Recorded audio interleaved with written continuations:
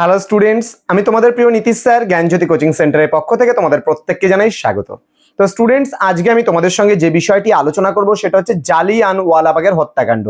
DSC history CBCS 4th semester, যারা north বেঙ্গলের আন্ডারে বিভিন্ন কলেজগুলোতে পড়াশোনা করছো তাদের জন্য কিন্তু আজকের এই ক্লাসটা অতি গুরুত্বপূর্ণ। তো তোমাদের জালিয়ানওয়ালাবাগের হত্যাকাণ্ড এই ক্লাসটি বিস্তারিত আমি আলোচনা করব। তোমরা ধৈর্য ধরে শোনো, দেখবে তোমাদের পুরো ক্লাসটা একদম খুব সুন্দরভাবে পরীক্ষায় প্রশ্নটা আসলে তোমরা কিন্তু খুব সুন্দরভাবে লিখে দিয়ে আসতে পারবে পরীক্ষায়। তো প্রথমত আমি বলি 1919 খ্রিস্টাব্দের 13ই এপ্রিল পাঞ্জাবের অমৃতসরে জালিয়ানওয়ালাবাগের হত্যাকাণ্ড ঘটনাটি ঘটেছিল। আবারও বলছি, 1919 খ্রিস্টাব্দের 13ই এপ্রিল পাঞ্জাবের অমৃতসরে জালিয়ানওয়ালাবাগ উদ্যানে, ঠিক আছে, এই যে তোমার হচ্ছে জালিয়ানওয়ালাবাগের হত্যাকাণ্ড, এই ঘটনাটি সম্ভবপর হয়েছিল বা এই ঘটনাটি ঘটেছিল।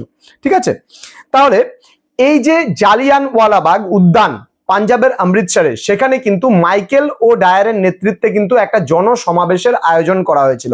জনসমাবেশ তোমরা নিশ্চয়ই জানো, দেখবে যে এখন যেহেতু আমরা পশ্চিমবঙ্গের বাসিন্দা, সেহেতু দেখবে যে আমাদের বিভিন্ন জায়গায় মুখ্যমন্ত্রী জনসমাবেশের আয়োজন করে, সেখানে প্রচুর লোকজন আসে। কোনো মাঠের মধ্যে, বড় কোনো ফাঁকা জায়গার মধ্যে বা বড় কোনো মাঠের মধ্যে কিন্তু এই সমাবেশগুলো হয়।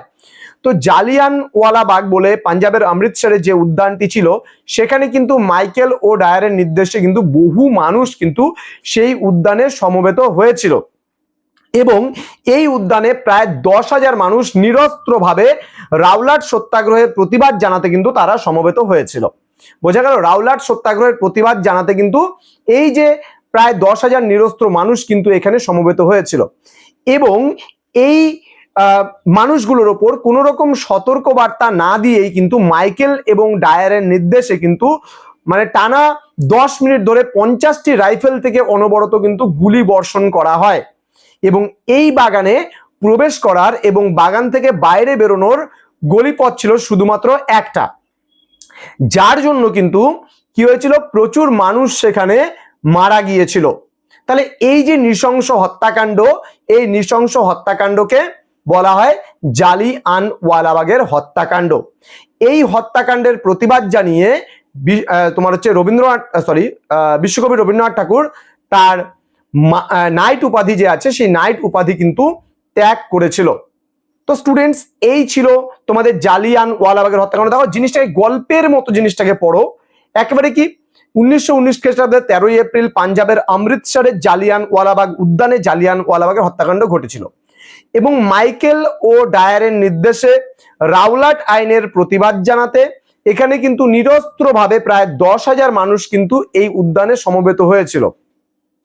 মাইকেল ও ডায়ারের নির্দেশেই কিন্তু টানা 10 মিনিট ধরে 50টি রাইফেল থেকে অনবরত গুলিবর্ষণ করা হয়েছিল এই নিরস্ত্র মানুষজনের উপরে।